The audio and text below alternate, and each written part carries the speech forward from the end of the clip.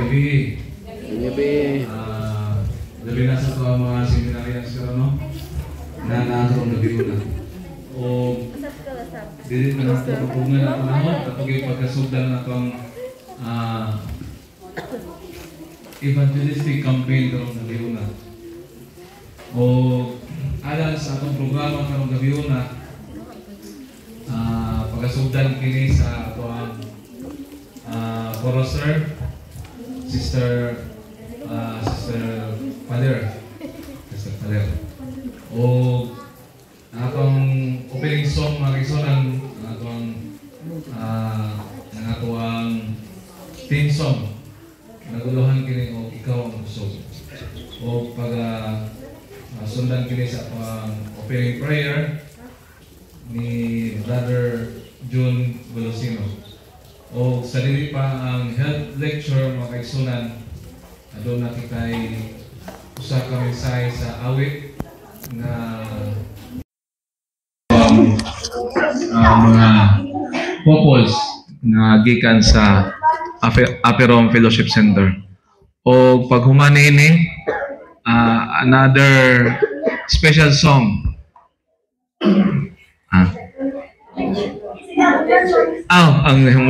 Sorry mga kaigsunan. Ang ato ang health lecturer karon mga kaigsunan, walay lain kundi si Ma'am Susain Mendoza. Kung kinsa tong wala pa kaila, Ma'am Susain Mendoza. O humaniya na ang before pa ang ato ang gospel nga speaker nga maga sulte sa karong gabi una, aduna usab nga special song nga ikadalit gihapon sa atong mga bisita gikan sa Aperom Fellowship Center. Mao ang Couples Harmony. O pagkatapuson kini sa closing song o sa closing prayer ni Brother Dudong Buo. Ang programa magapadayon mga kaigsunan sumala sa ako ang announcer. Atong ihatag sa atong chorister.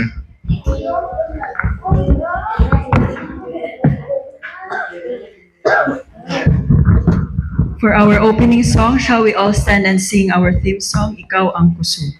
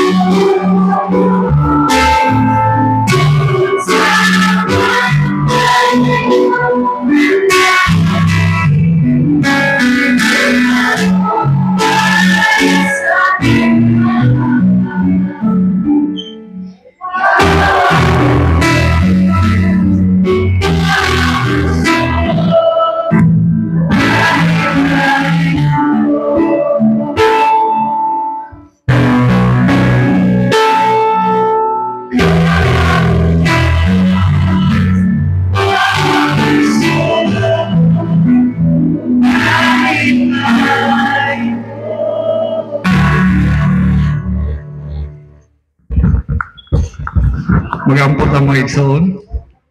Dalaygon, amahan na mo ana sa girihan sa mga langit. Daghang salamat Ginoo sa imong gugma, grasya ug kaluoy mo sa tibok adlaw. Kaya nakiguban ka na mo sa mong buluhaton. Salamat sa proteksyon, salamat sa balang lunda, balang espiritu. Na nakahimo kami sa pagtapok ning balay ampuanan, nga makahimo kami sa pagdaig. Salamat na kanimo labi na sa pagtuon sa imong mga bulawanan ng mga pulong. Palangini ang matag usa ka namo amahan. Hatag ka namo ang kaalam langit nun sa pagsabot sa mga pulong nga ginabat-bat ni kagabion. Masabtan kini sa among tagtag sa mga kasing-kasing ug maandam kami sa imong hadlok na pabalik. Palangini ang matag usa labi na sa mga seminarians. Yatag kay na ang kaalam langit nun may panglawas sa matag adlaw iyo sa mga panahon nga medyo ulan. Pansalamat Ginoo sa mga panalangin nga imong doon na pag kami gayon sa pagtuon, sa pagdulya kanimo, ikaw hadol na mo balik. Busa, salamat nga ikaw uban, nagabantay ka na mo. Kung palangini among speaker karon yatag kaniya ang kaalam langit nun, ang mga pulong, magalitok siya mga ngabil, gikan kanimo, o makapadasig, makapaligon sa pagtuo, samtang kami nagpaabot sa imong pagbalik. Salamat, ikaw nagtubag, nagkasaylo sa mong sala, tungod lamang Isus ang among personal manuluwas. Amen.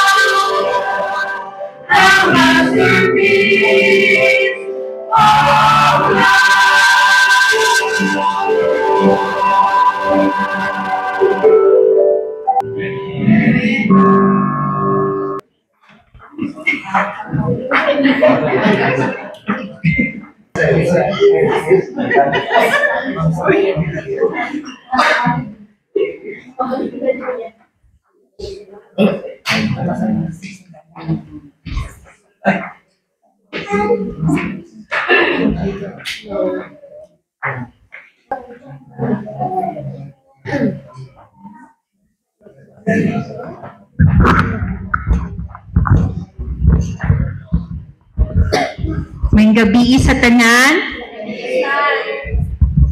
Kinsa ang nalipay nga naata karong gabi una dinhin. Amen. Kinsa ang gitugnaw? Unsa ang ato ang bation kung tugnaw? Kurog-kurog no og lami natulog no. So karong kagabion atong pagaistoryahan ang about sa ang may tungod sa pagkatulog no. Anong kailangan nato ni istoryahan ang pagkatulog? Pila ka oras mo kanima atong mga batanon, pila ka oras mo nagatulog sa gabi? 8 hours. Oy, very good. Ang mga hamtong, mga pila ka oras? Uy, na 4 hours. na ay 2 hours. O sige, sa lahi-lahi, no? Ang ato ang oras sa kung pila ka oras ang ato ang pagkatulog. Pero kung atong huna-hunaon, kung pananglitan, ate, pila imong edad? 15. O kung 15 imong edad karon, sinha ang nimo sa pagkatulog. No? Kay ang ginaingon, 1/3 of our lives ang nato sa pagkatulog. So murag sa imong 15 years, 5 years din na gamit sa imong pagkatulog, ang 10 years mautong sa uban nimong mga gibuhat, no? So, mao nang importante kung ingon ana siya 1/3 siya or ingon ana kadaghan ang nagahin nato sa pagkatulog. So, mao nang importante siya nga istoryahan.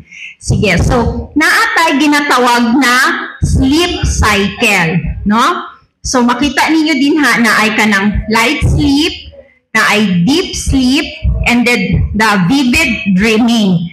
So pag magsugod pa ka og katulog, muna siya ang ginatawag na light sleep. Kanang dinhi dali pa ka pukawon, no, kung naa ka sa light sleep. Tapos pag adto na ka sa deep sleep, dinhi na nga panahon ang kanang mubaba na pud imong blood pressure tapos moabot na ka aning ginatawag na deep sleep, and lisod na ka pukawon kung naabot na ka aning deep sleep na stage, no? And then ang vivid dreaming kanina ang katong makakita na ka og magdamgo na ka dinhi sa vivid dreaming na part, no? So kung tan-awo nato sa isa ka gabi kung naatay 6 hours, kay ang isa ka sleep cycle ulit-ulit man ni siya, no? So light sleep, deep sleep, vivid dreaming, and then you go back again to light sleep, deep sleep, and so on. So ang imuhang 6 hours, for example, nga tulog na akay murag upat ka sleep cycle na paulit-ulit, no? So ana. So nganong importante man ang pagtulog? So diba kung kapoy ta, kung luya ato ang lawas, kailangan ta matulog, no? Kay sa pagtulog naa dinha ang pag-repair sa ato ang lawas ug pag makapahulay, kung makapahulay, so mabaskog na pud ta pagkaugma, no? Mabalik ang ato ang kusog. Kaya ang ato ang lawas, mura pud siya og kanang machine, no? Na, di ba, kanang always or constant ang ginabuhat sa ato ang lawas. No? Karon, so nagapaminaw mo, nagatanaw, ginagamit ninyo ang inyong mata, ang inyong dalunggan. So na ay operation, magkaon, maglakaw, magdagan, magpahulay, maglingkod. So kana nagalihok gid ang ato ang lawas. So mao nang kailangan siya mo pahulay, no? Og kana ang pagkatulog. And during this time, kanin mo na siya, we are working, playing, studying. So that's why our body needs to rest, okay? And during the rest, during sa pagkatulog, naa din ha ang pag-repair, pag-rejuvenate, para mabalik ang ato ang kusog. Kinsay nakasuway og kanang walay tulog yun isa ka adlaw, 24 hours. Naa ba? Uy na ay kuya, matulog na. So saan bation, di ba? Luya na kaayo. O lutaw, dili ka makahuna-huna og tarong, no? So mao nang kailangan gyud ta matulog para ma-rejuvenate, mabalik ang kusog sa ato ang lawas. So kay katulad ang ato apong lawas, usa siya ka machine. Mura siya machine na naga trabaho, nagalihok constantly, so that's why it needs servicing again, and that happens during sleep, no? So sleep is God's service station. And also,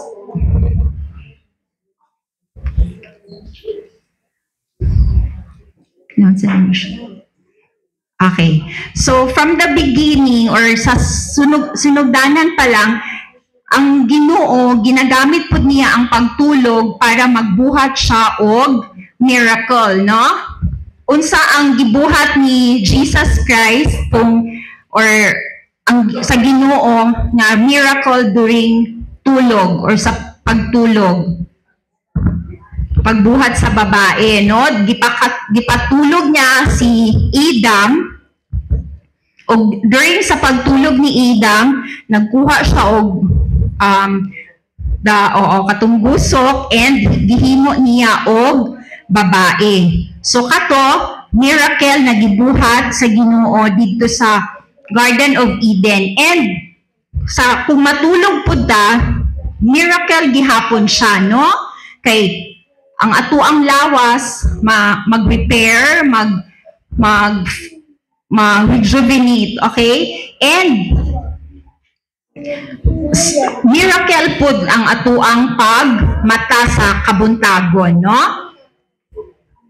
So unsa man ni ang mga miracles na ginabuhat sa Ginoo sa ato ang pagtulog. So first, sleep facilitates production of growth hormones. Mga bata, ang pagtulog importante para mudako, no? Patulogon og udto para mutaas, mutangkad. Kinsay nagatulog og udto? Okay, very good. O kanang mga nagatulog og udto, according sa sa kaning research ug sa mga studies, ang pagtulog og udto makatabang para sa inyuhang pagtubo o pagdevelop, no? O pagkanang tama nga oras sa pagtulog. Tan-awon nato unya kung pila ba ka oras dapat matulog ang isa ka tao. Okay, so first is para sa growth and development. Second is it strengthens the immune system and enhances resistance to illness. Diba? Kay kung kulang ta og tulog, luya. No? Kung luya ta, dali ta magkasakit. Mapansin ninyo? Diba? Kung luya, dali ta matakdan og sakit, ma-lower ang ato ang immune system. Pero kung sakto ang ato ang pagtulog, then that also strengthens our immune system. Kung taas ang atong immune system, kung okay atong immune system, dili ta dali magkasakit. So pananglita na ay mga mag-ulan or init sa adlaw, muulan kalit sa hapon, kung kulang atong tulog, pwede na sipunon ta pagkaugma. Pero kung tama ato ang tulog, okay atong immune system, pwede ra ta nga dili maapektuhan, no? Sige. So ang ikatulo, allows the body to renew its energy and extend its life. So kato again, mabalik ang ato ang kusog, no? And then, it also increases brain function. So, katong giingon ni ma'am kanina na kung kulang ang tulog, muratag lutaw. Dili ta ka huna-huna og sakto. Dili ta ka focus, wala tay concentration. So, kung gwapo ang ato ang pagtulog, okay po ang function sa ato ang brain. Kung kulang po ta og pagtulog, usahay, ay kanang murag mapansin nato kung sige-sige na kulang ato ang pagtulog, dali na pud ta makalimot, no, limtanon ta. So mo nang dapat tama ang ato ang pagtulog. And then number 5, it keeps us alert. Kung kung kulang kag tulog, katulutaw, no? So dili ka update na mutubag or maghimo og mga desisyon. Okay, so how much sleep kani? Pila ka oras ang tulog na ato ang kailangan? Makita ninyo na? Sige, so kung tan-awon nato, kung ang bata or ang baby, newborn, mas daghan gid ang ilang oras sa pagtulog, no? Tapos nagagamay ni as you grow older. So nakabutang din na kung 0 to 3 months, 14 to 17 hours ang recommended number of hours. Kung kamo mga namo sa 11 to 14, no? Ang kanyang mga batanon, so kailangan ninyo mga 6 to 12, 9 to 12 hours ang kailangan. Sa katong mga adults, so 7 or more hours ang kailangan sa mga adults. But take note, kaning number of hours, pwede na ni siya appeal ang katong, diba, naps. Oo. So kung matulog sa udto, so appeal na siya din sa kwenta. So for example, sa mga adult, sa mga hamtong, kung 6 hours ang tulog sa gabi, tapos matulog po mo sa hapon o 1 ka oras, so 7 hours na to, so pwede na to siya. However, daghan ang mga tao nga kulang lang og tulog. Sige daw, kung tan-awon nato tong ganina, maka-follow ba ta ani sa mga atong teenagers, atong mga batanon? 8 to 12 hours ang tulog. Check. Dili. X. Ang sa mga hamtong, 7 or more hours. X. Okay. So takto nino nga gamay na ay daghan sa ato karon kulang og tulog. So unsa may mahitabo kung kulang ang tulog? So sleep deprivation has serious negative results. Okay, first, it can cause us to gain weight. So when we decrease the amount of sleep, we increase the amount that we eat. Kaya na ay hormones sa ato ang lawas na naga-play sila. Kung tama ang ato ang tulog, gina-process po niyang tarong ang ato ang pagkaon, no? However, kung kulang ta og tulog, maglahi ang ratio atong hormones na to sa ato ang lawas. So ang tendency sa atong lawas nagapangita ta og kaon. Murag ang kulang sa imong tulog, gina-compensate niya or ginapangita, gina-fill in niya sa atong pagkaon. And ang worst pa gyud kay ang mga pagkaon na gina-crave sa katong kulang og tulog, katupag yung mga dili maayo na pagkaon, no, mga tamis, kanang mga high in fat, mga chips, ana. So mao ang murag ginapangita sa ato ang lawas kay tungod sa katong kulang ang tulog na ay changes sa ratio sa hormones sa body that controls sleep, and that's why we tend to eat more. And kung magkaon og daghan and mga high calorie pagid na mga pagkaon, So therefore, we gain weight. No. Sige. Second,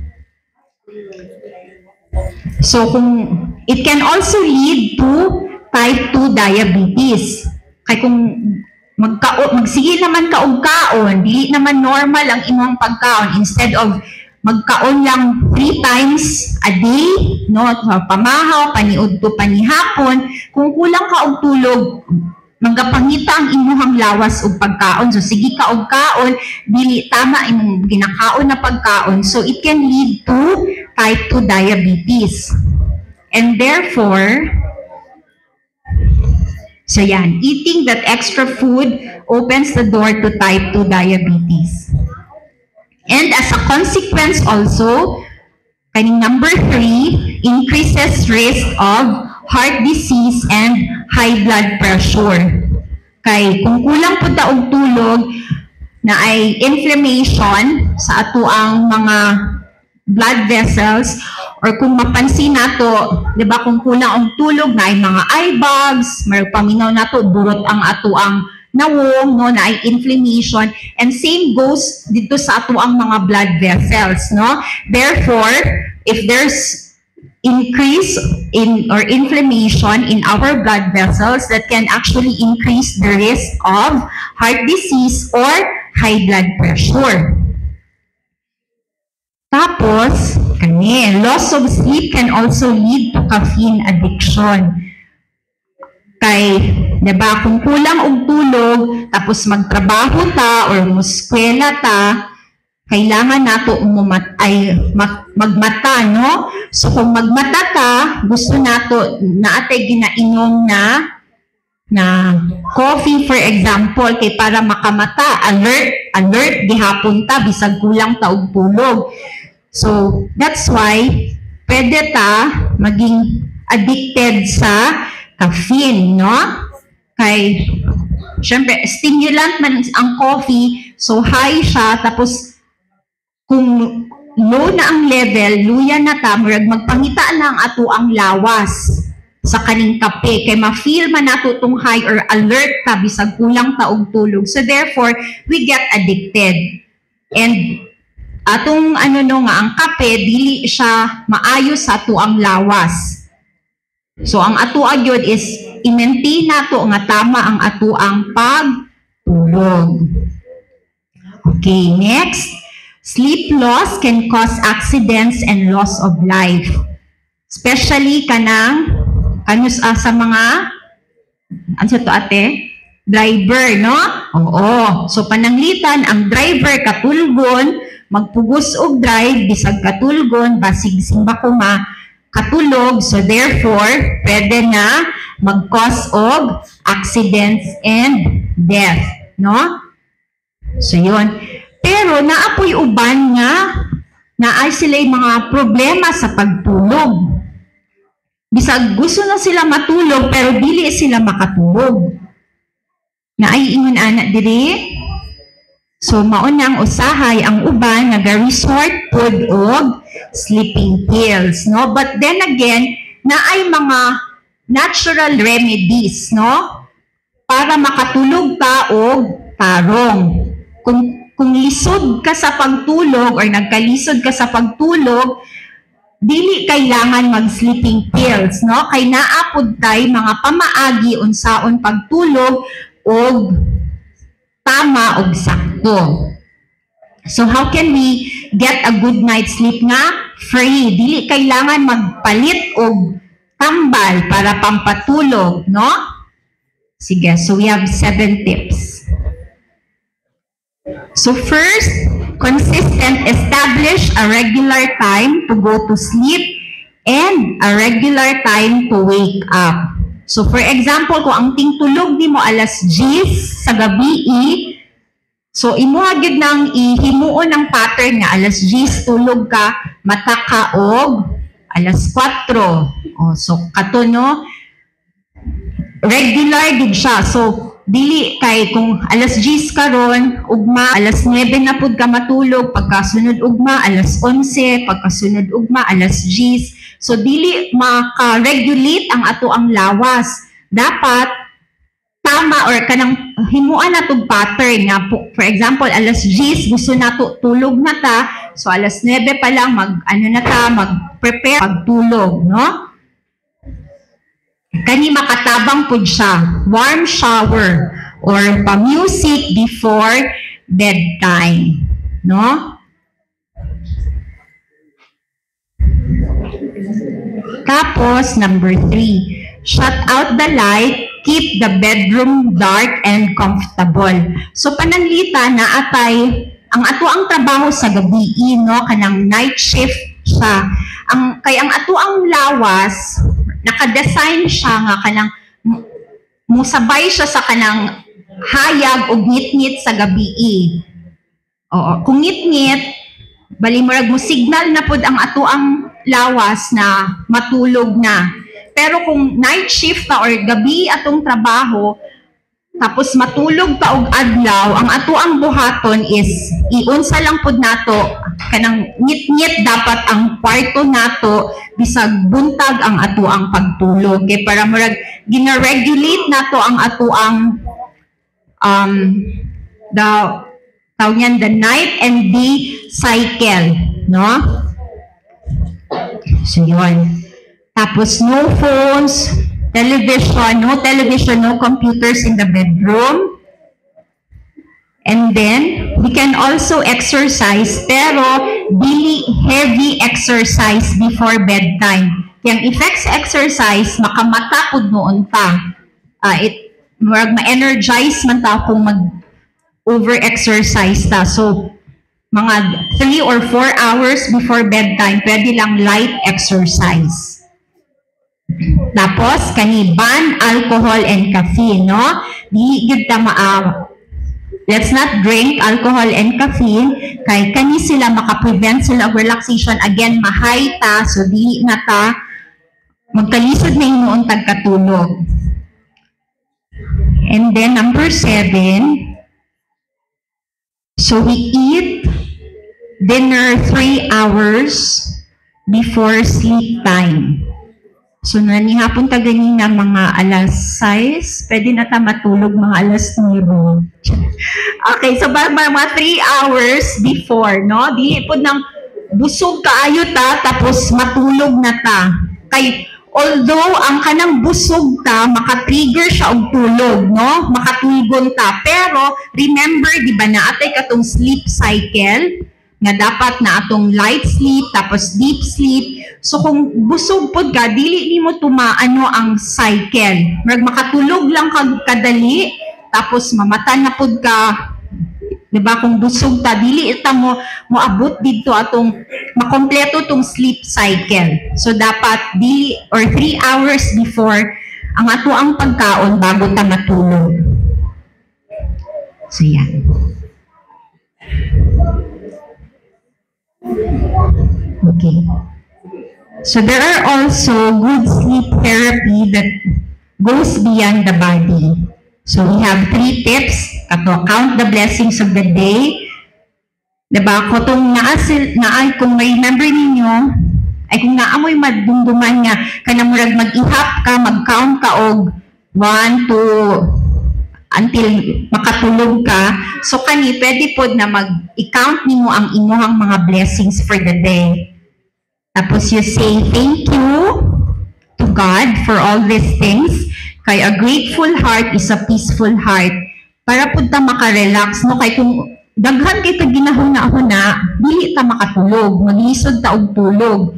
No, daghan tag mga problema nga mga gipanghuna-huna or atong makalagot sa ato ang katrabaho, sa ato ang silingan. So, para maka-relax ta, ma-at peace ta, makatulog tagtarong, we surrender this to God and we cultivate that grateful heart, because a grateful heart is a peaceful heart and we can sleep well at night.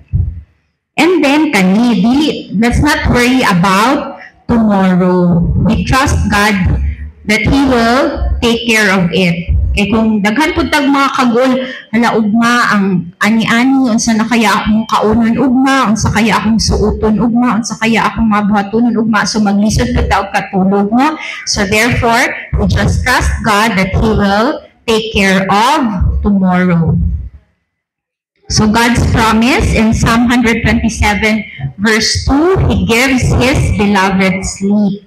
Sa katong maglisod og tulog, I hope walay maglisod no katong kung naamoy insomnia or kuan, i-claim lang nato ning promise sa Ginoo na makita sa Psalm 127 verse 2 that He gives His beloved sleep. Sige. So, kani katunan ni siyang balik na siya sa ganina, we establish regular time, we keep the bedroom dark, we remove or kanang walay screen time, no? We exercise, ban alcohol and caffeine, eat dinner early, relax, let's count our blessings, we thank God for them and we don't worry about tomorrow. Tapos kani, ano lang, more tips just in, ang box breathing, kung paano maglisod mo og tulog, so it's like 4 mag-exhale sa nose, count 4 times, and then mag-hold your breath for 4 counts, and then mag-inhale na pod through the mouth, and then hold na pod og 4 counts, tapos exhale na pod ato. And then sleep between 10 p.m. and 2 a.m. Kay kani siya mao tong gina-dictate pod sa ato ang lawas nga tingtulog na oras. And then the nap timing and length, kung matulog ta og udto, mga alauna siguro, no, alauna sa alas 2, kay kung matulog na pod tag mga alas 5 paingon sa alas 6, magkalisod na po tagtulog kung magtulog tag alas 10 or alas 11. So dapat ang atuang nap dito sa kanang early hapon para makatulog patag sakto sa alas 10. And then, mubalik ta atong sleep cycle na kung mag-nap man ta, dapat mga ano lang siya, 20 minutes, maximum na itong 20 minutes, or huruton na to ang isa ka sleep cycle which runs for about 90 minutes. Kaya kung makamata manggod ka dito sa deep sleep na portion, diba, light sleep, deep sleep, tapos katong dreaming or the vivid dreaming, kung makamata ka during sa deep sleep, mauto siyang medyo bisag nakatulog kag daghan, paminaw ni mo labad gihapon imong ulo, kulang ka og tulog. So as much as possible, kung matulog ta og or mag-take ta og nap, we just dito lang sa light sleep, so mga maximum of 20 minutes, or we complete the whole cycle which runs for 90 minutes, or that's 1 hour and a half. Tapos kaning 10-3-2-1-0 na rule for sleep, 10 hours, kung kape man, dili maiwasan, pero kung dili gid magkape, no? 10 hours before bedtime ang kape, 3 hours ang dinner, 3 hours before bedtime we take dinner, 2 hours before sa pagtulog, dili na magtrabaho, i-relax ng atuang huna-huna, and then 1 hour before bedtime, wala na'y screen time, wala na'y cellphone, wala na'y mga computers, wala na'y laptop. And then ang 0, kung magpa-alarm ka sa ato ang cellphone, dili ta, di ba na ay snooze? Kung mag-snooze nato siya, kay gusto pa ta matulog o balik, dili pud siya maayo. Kay i-disturb na pud nato tong sleep cycle. So pag alarm sa atong cellphone, pag mata nato, mata na ta. Pero mas maayo gyud na dili ta magpa-alarm. Kayang ato ang lawas, no, kung ma-establish na to tong pattern na matulog tag alas 10, matatag alas 4, mutultol magyud ato ang lawas, no? Kay kung magpa-alarm ta, posible na ang ato ang alarm matahon ta sa deep sleep na part. So kung sa deep sleep ta na part matahon sa atong alarm, imbis nakatulog ta og 6 ka oras, pag mata nato murag kapoy gyapon, katulgon gihapon ta, dili gihapon ta murag na relax ba. So as much as possible, kung ma-establish nato tong pattern nato, dili na kailangan magpa-alarm. So kato, sleep is not a luxury, but it is a biological necessity. Kailangan sa ato ang lawas ang pagtulog. Dili ta mo to atong uban nga ginaingon no nga ang pagtulog para sa mga weak. Na mi ano sa kung asa ko nagtrabaho. Sleep is for the weak daw. Kay walay tulogay ang mga estudyante. So dili no kay sleep is a biological necessity. So dapat gid ta matulog. Yung gabi sa tanan.